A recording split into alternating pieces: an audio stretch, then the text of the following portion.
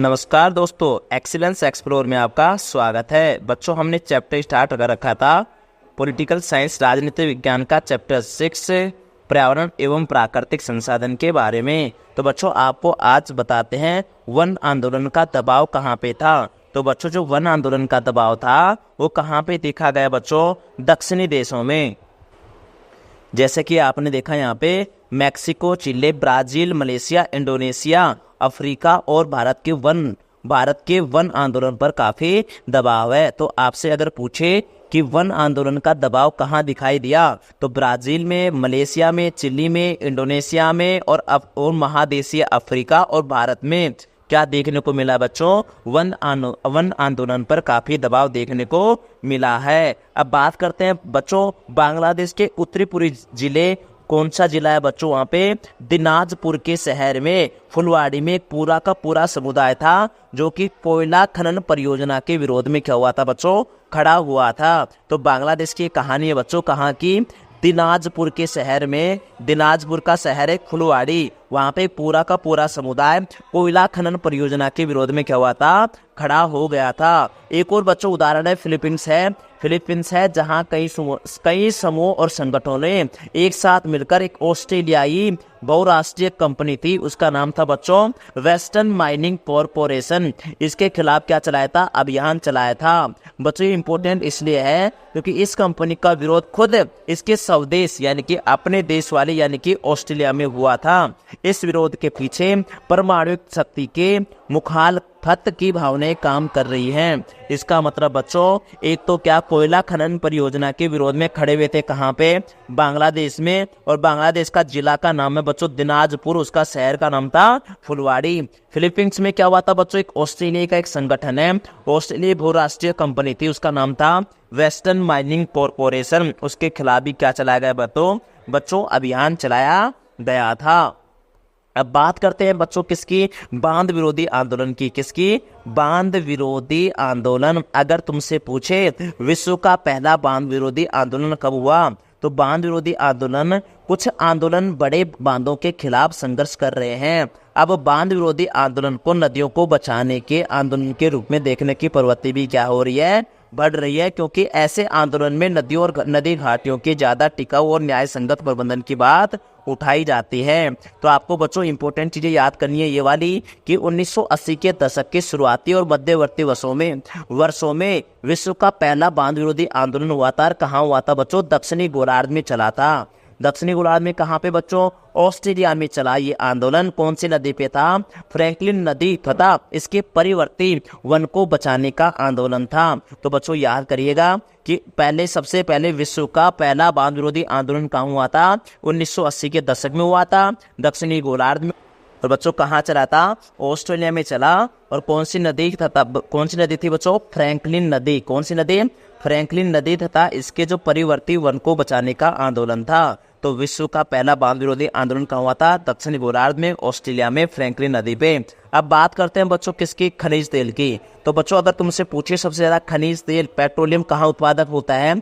खाड़ी क्षेत्र में होता है। खाड़ी क्षेत्र में कितना % होता है बच्चों? 30% होता है। कुल परसेंट का 30% तेल उत्पादन, खनिज तेल का उत्पादन कहाँ पे होता है बच्चों? खाड़ी क्षेत्र में होता है। अगर किसी देश के बारे में बात करें तो कहाँ पे होता है बच्चों? सऊदी अरब के पास होता है। सऊदी अरब के पास कितना होता है बच्चों? 1/4 हिस्सा, लगभग 25% के आसपास कहाँ पे होता है? सऊदी अरब के पास। 2 नंबर पे कौन आता है बच्चों? इराक आता है। तो बच्चों इराक का तेल भंडार 112 अरब बैरल से कहीं ज्यादा हो गया है। तो यहाँ पे आपको इतना याद करना है बच्चों, अगर खनिज तेल का या पेट्रोलियम का उत्पादक पूछे तो ज्यादा कहाँ होता है बच्चों? खाड़ी क्षेत्र में होता है। देश पूछे तो सऊदी अरब। 2 नंबर पे कौन है बच्चों?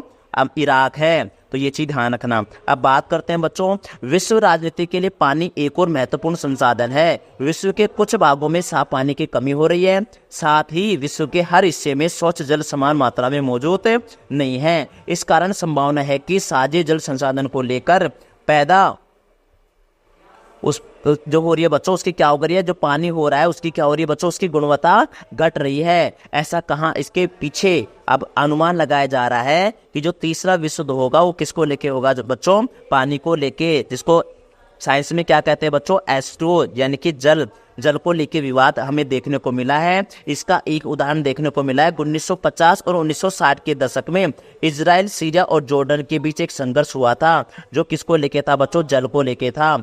इनमें से प्रत्येक देश ने जॉर्डन और यारमुक नदी से पानी का बहाव मोड़ने की कोशिश की थी। अगर फिलहाल की बात करें तो कहाँ पे बच्चों, तुर्की, सीरिया और इराक के बीच में एक नदी है, फरात नदी, पर बांध के निर्माण को लेकर एक दूसरे से क्या हुई है बच्चों, ठनी हुई है। मैं आपको बता देता हूँ बच्चों इसमें दिक्कतें क्या क्या आती हैं। तो बच्चों इसमें कुछ नहीं होता, अगर आपको सपोर्ट करो यहाँ पे ये पानी का उद्गम स्थान है, यहाँ पे ए देश बसा है, ये दूर देश कौन सा है बच्चों, बी देश बसा है। ये बी देश को ए देश से दिक्कत होती है कि ये ए देश है, ये पानी की गुणवत्ता को कम करता है, यहाँ पे बांध बनाता है और पानी की गुणवत्ता को कम करेगा, पानी की मात्रा को कम करेगा। तो बी देश को इस ए देश से क्या होती है, दिक्कतें होती हैं। ऐसा हमें देखने को मिला था 1950 और 1960 के बीच के दशक में।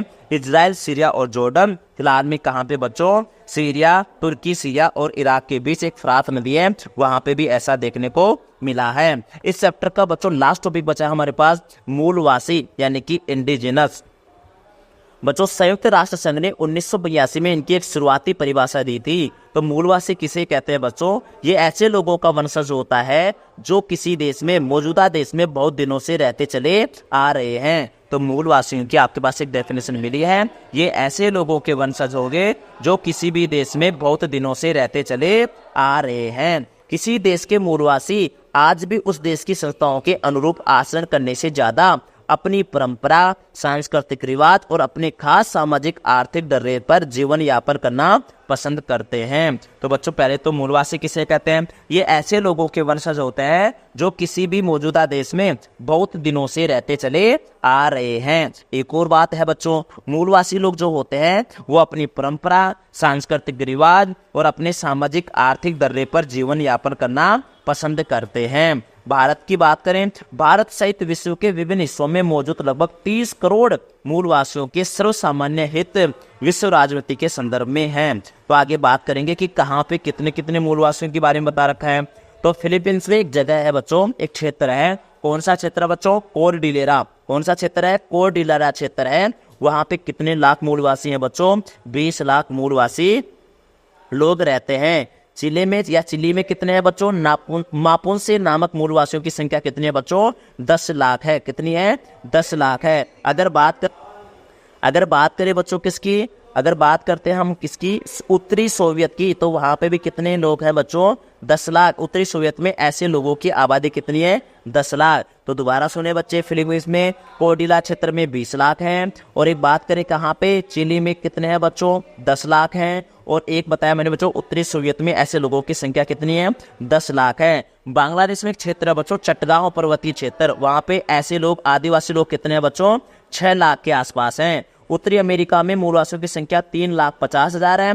पनामा नहर के पूर्व में कुना नामक मूलवासी कितने हैं बच्चों, 50,000 की तादाद में हैं। तो बच्चों याद करने का तरीका क्या है बच्चों इसका, फिलीपींस में याद कर लो कितने हैं, फिलीपींस में क्षेत्र में कितने मूलवासी हैं, 20 लाख हैं।